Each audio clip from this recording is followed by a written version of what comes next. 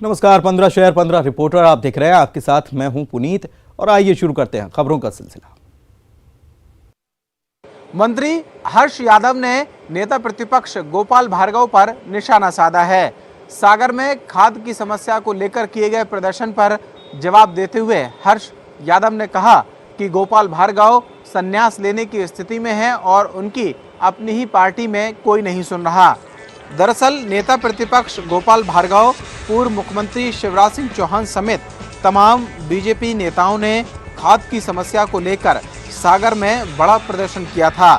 इस प्रदर्शन में दोनों नेताओं ने अपनी गिरफ्तारी दी।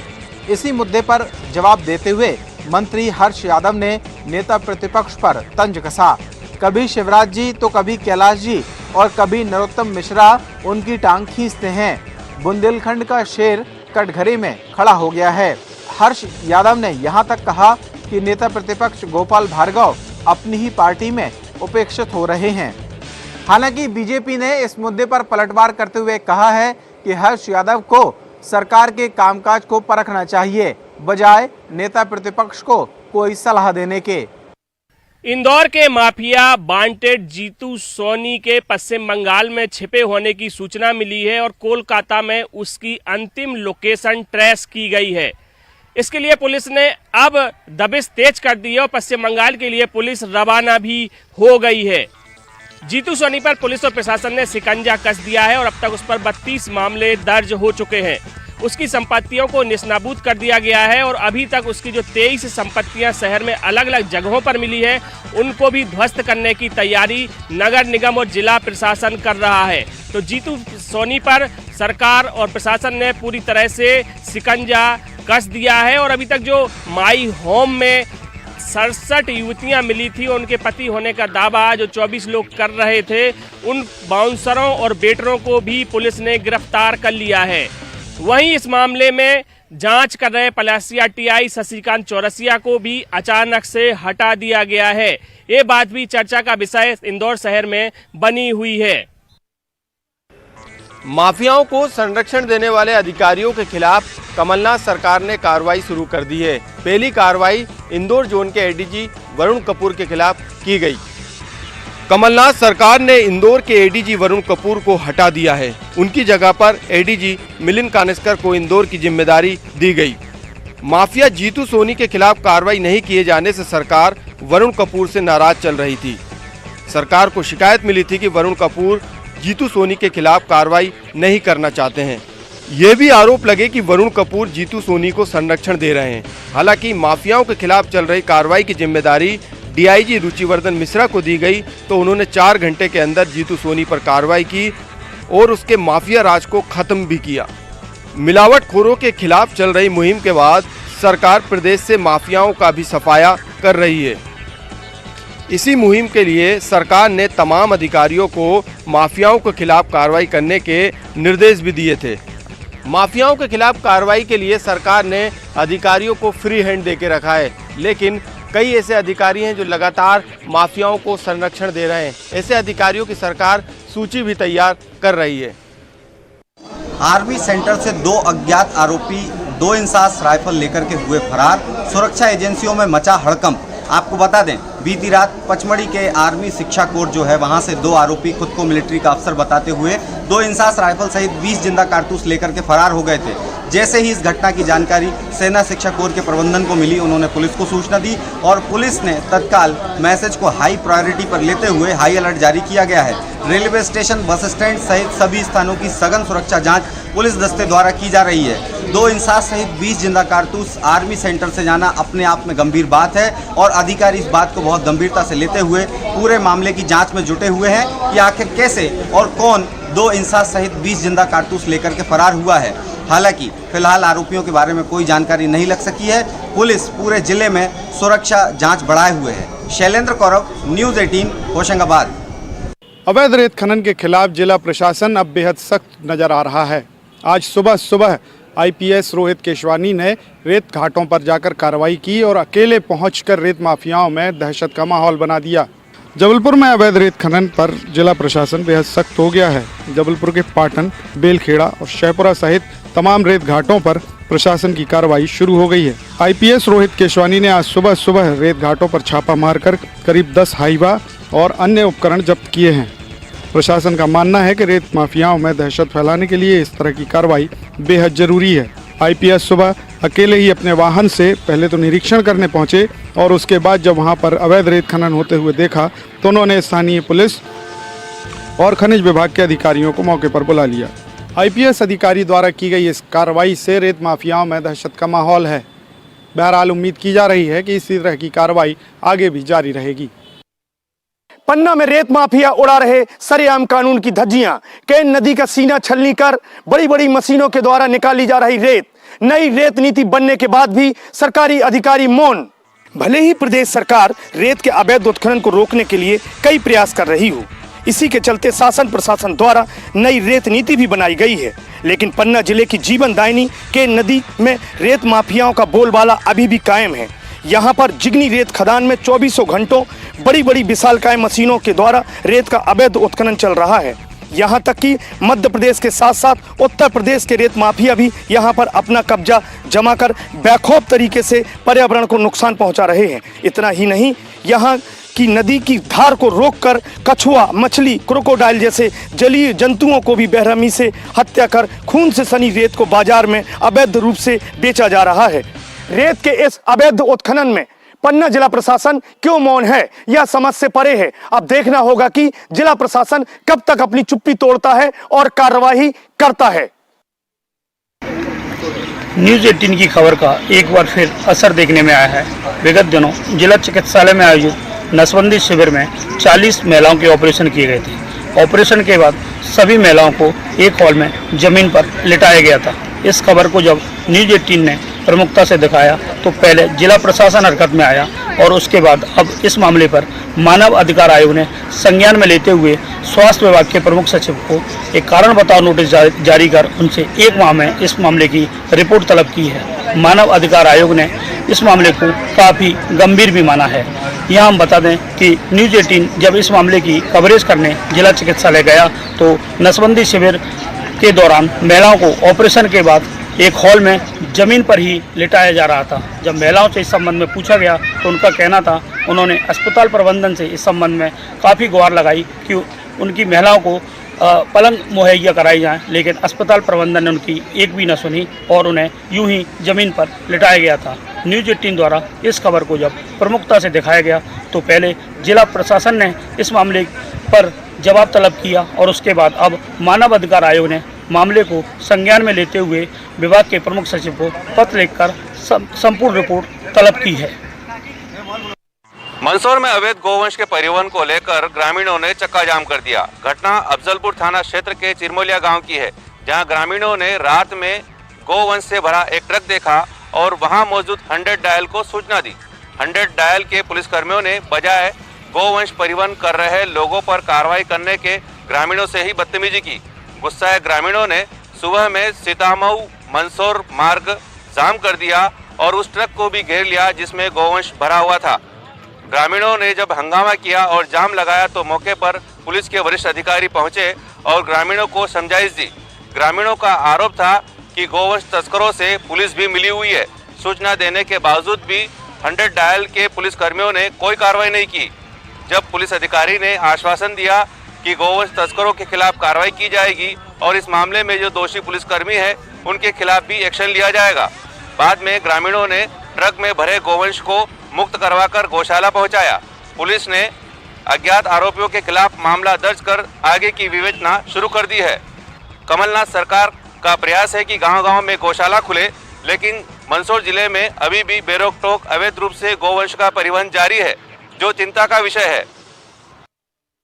उज्जैन नगर निगम और स्मार्ट सिटी की ओर से आज उज्जैन को एक बड़ी सौगात मिली है। यहाँ पर तकरीबन 10 करोड़ से अधिक के स्विमिंग पूल का लोकार्पण करने तमाम मंत्री आए हुए हैं। हालांकि किरण रिजिजू आने वाले थे, वो अभी तक पहुँचे नहीं हैं, लेकिन केंद्रीय मंत्री थावरचंद गहलोत सहित उज्जैन के प्रभारी मंत्री सज्जन सिंह वर्मा ने इसका फिलहाल शुभारंभ कर दिया है और उज्जैन शहर को एक बड़ी सौगात दी है। ये देख सकते हैं मेरे पीछे आप किस तरह से ये एक बड़ा स्विमिंग पूल है और माना यही जा रहा है कि इसमें बड़ी तरह की स्पर्धाएं भी हो सकेगी। हालांकि जो है सभी की कामना यही है, सभी की सोच यही है कि इसमें बड़ी स्पर्धाएं जो हो सकेगी, तैराकी की स्पर्धाएं भी हो सकेगी और इसी को लेकर ये उज्जैन के लिए एक बड़ी सौगात के रूप में, न सिर्फ उज्जैन बल्कि मध्य प्रदेश में को भी एक बड़ी सौगात के रूप में इसको देखा जा रहा है।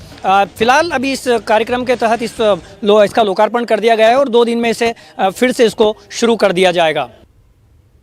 छत्तीसगढ़ में 15 सालों बाद कांग्रेस के सत्ता में वापसी का बड़ा आधार घोषणा पत्र को माना गया था और इसी महत्वपूर्ण चीजों को समझते हुए कांग्रेस ने नगरीय निकाय चुनाव के लिए भी घोषणा पत्र कमेटी का गठन किया है। कमेटी में मंत्री, महापौर सहित वर्तमान और पूर्व के सदस्य शामिल है। कांग्रेस ने घोषणा पत्र कमेटी की पहली बैठक कर ली है और बैठक के बाद तमाम सदस्यों की राय ली गई है। उन रायों का समावेश करके एक घोषणा पत्र कांग्रेस के द्वारा तैयार की जाएगी। कांग्रेस ने इस बात से भी परहेज किया है कि विधानसभा चुनाव में जिन जिन घोषणा पत्र को शामिल किया गया था, लेकिन उस घोषणा को पूरा करने में केंद्र सरकार की योजनाएं सहित तमाम चीजें आड़े आ रही थी, उन चीजों से कांग्रेस ने बचने की कोशिश की है और उन्हीं योजनाओं को, उन्हीं वादों को घोषणा पत्र में शामिल करने की कोशिश की है जो राज्य के मत से पूरा किया जा सके। बहरहाल कांग्रेस का घोषणा पत्र तैयार है, जल्द ही इसे जारी कर लिया जाएगा, लेकिन ये तो आने वाला वक्त तय करेगा कि कांग्रेस का नगरीय निकाय के लिए घोषणा पत्र जो तैयार किया है कांग्रेस ने, वो जीत में कितना आधार तय करता है। बेमेतरा में इन चुनाव से पहले बागियों ने दोनों ही पार्टियों की नींद उड़ाकर रख दी है। टिकट नहीं मिलने से इन बागियों ने भी अपना नामांकन दाखिल कर दिया है।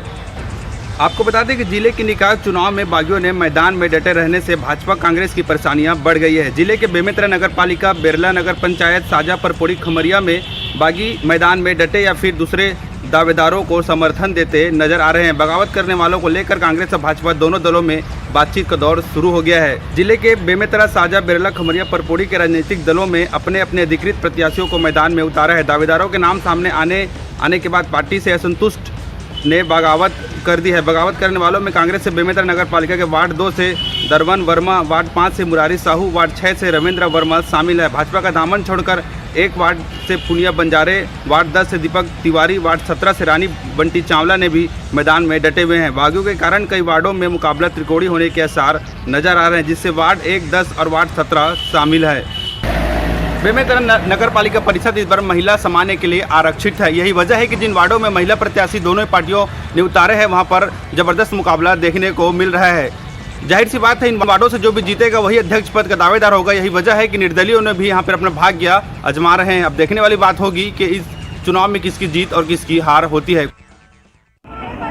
धमतरी में जो यातायात परिवहन विभाग है और यातायात पुलिस है, वो मिलकर स्कूल वाहनों की चेकिंग कर रही है। ये एक्शन इसलिए लिए जा रहे हैं क्योंकि पिछले कुछ दिन पहले यहाँ पर एक स्कूल वैन में चलते चलते आग लगी थी।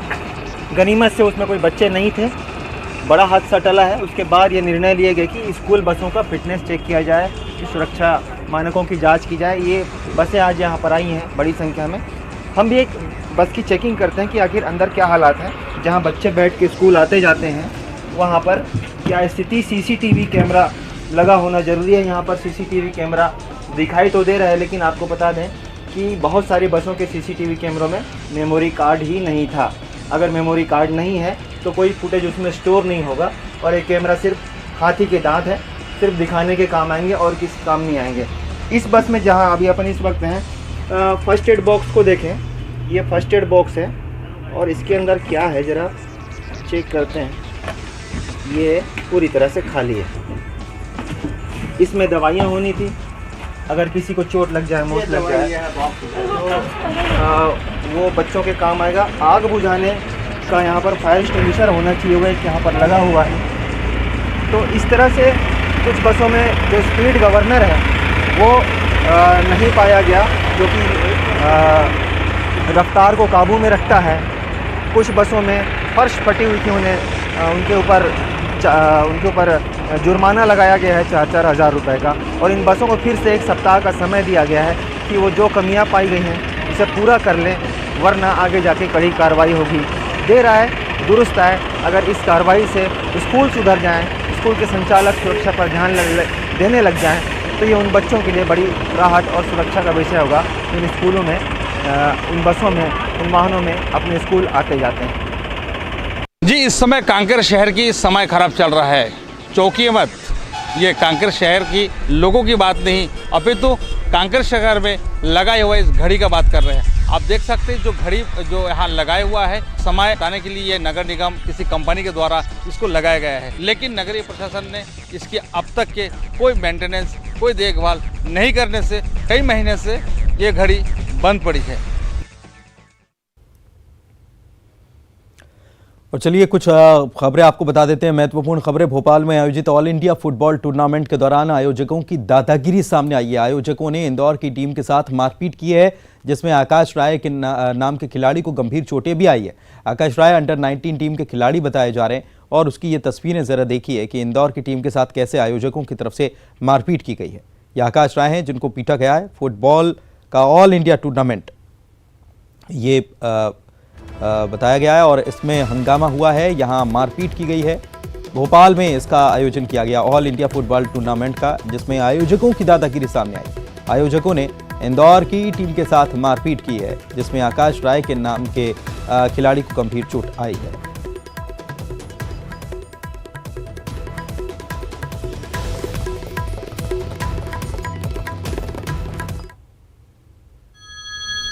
और बड़ी खबर हरदा के सिराली थाना इलाके से, जहां पर अवैध रूप से पटाखा बनाने के ठिकाने पर धमाका हो गया।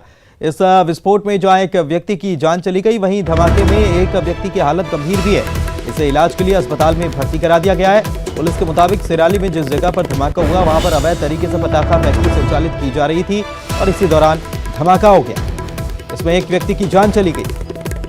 अवैध रूप से पटाखा फैक्ट्री संचालित हो रही है और कई जगहों से ऐसी खबरें पहले भी आ चुकी हैं। हैरानी की बात यह है कि प्रदेश में अगर अवैध रूप से पटाखा फैक्ट्री जहां धमाके का सामान बनता है वो अवैध रूप से चल रही है तो प्रदेश कितना सुरक्षित है इस बात को भी समझा जा सकता है। यहाँ पटाखे बन रहे थे, कुछ और भी तैयार हो सकता है। पुलिस ये कह दे कि यहाँ अवैध रूप से बन रहा था तो फिर जिम्मेदारी किसकी है, कौन देख रहा था। हरदा से ये खबर बता रहे हैं आपको, सिराली थाना इलाके के से खबर आई जहाँ पर अवैध रूप से पटाखा बनाते समय यहाँ पर विस्फोट हुआ है और इसमें एक शख्स की जान चली गई। धमाके में एक की हालत गंभीर है, जिसे इलाज के लिए अस्पताल में भर्ती कराया गया है। पुलिस कह रही है कि यहाँ पर जिस जगह पर धमाका हुआ वहाँ पर अवैध तरीके से पटाखा फैक्ट्री संचालित की जा रही है।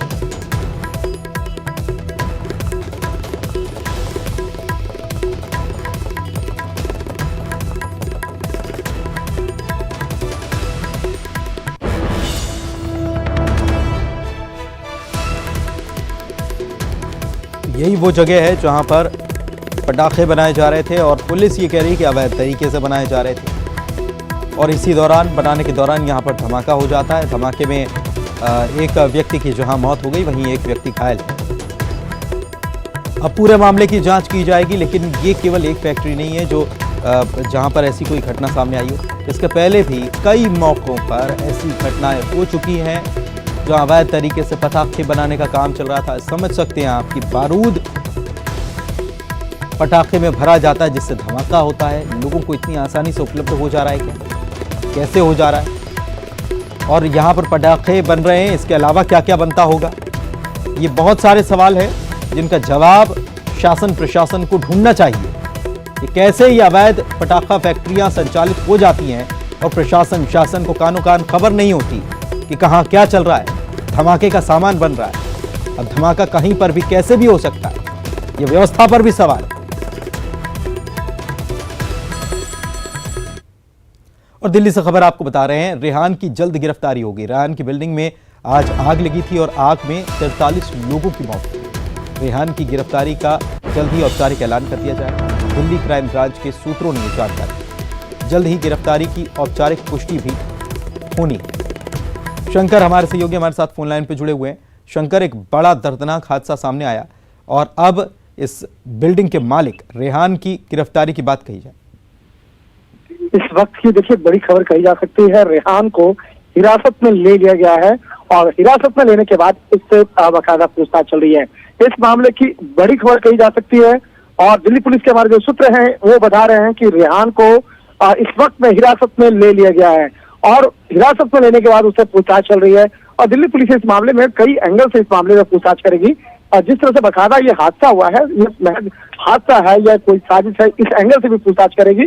और निश्चित तौर पे कहा जा सकता है कि थोड़ी देर के बाद इस मामले पर तमाम पूछताछ के बाद औपचारिक तौर पर गिरफ्तारी की पुष्टि भी कर दी जाएगी।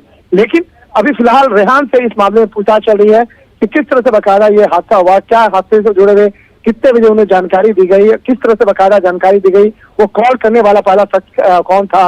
उसके बाद अगर बात करें तो इसी बिल्डिंग में, इसके जिस बिल्डिंग में आज हादसा हुआ है, इस बिल्डिंग में 1 साल पहले भी हादसा हुआ था।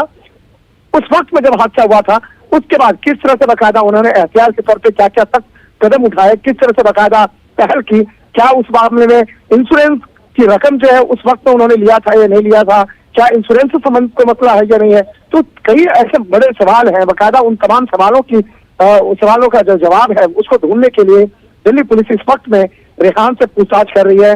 और पूछताछ करने के बाद थोड़ी देर के बाद हो सकता है कि इस मामले में उसकी गिरफ्तारी की भी औपचारिक तौर पर पुष्टि कर दी जाएगी। तो कहा जा सकता है इस वक्त की ये बड़ी खबर है, रेहान को हिरासत में ले लिया गया है और हिरासत में लेने के बाद अभी उससे पूछताछ चल रही है। जी शंकर, कहां से हिरासत में लिया गया, कुछ ये जानकारी निकलकर सामने आई है? ये घटनाक्रम हुआ तब कहां था रेहान?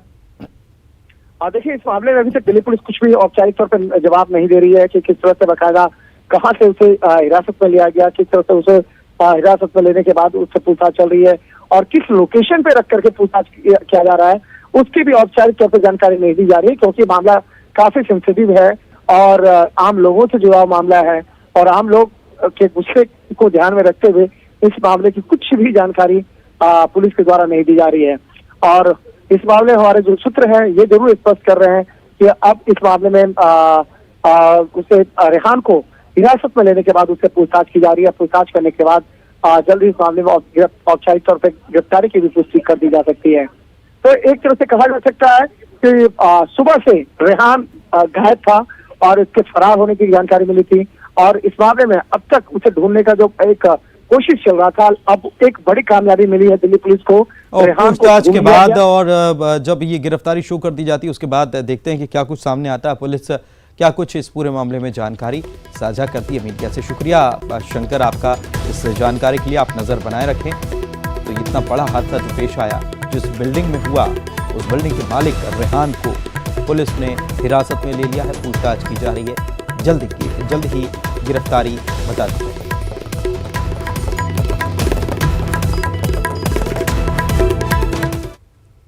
न्यूज 18 मध्य प्रदेश छत्तीसगढ़ का मंच लेकर आ रहा है सुनिए मंत्री जी, जहां पूछेंगे सवाल और मंत्री जी देंगे हर सवाल का सीधा जवाब। न्यूज 18 पर देखिए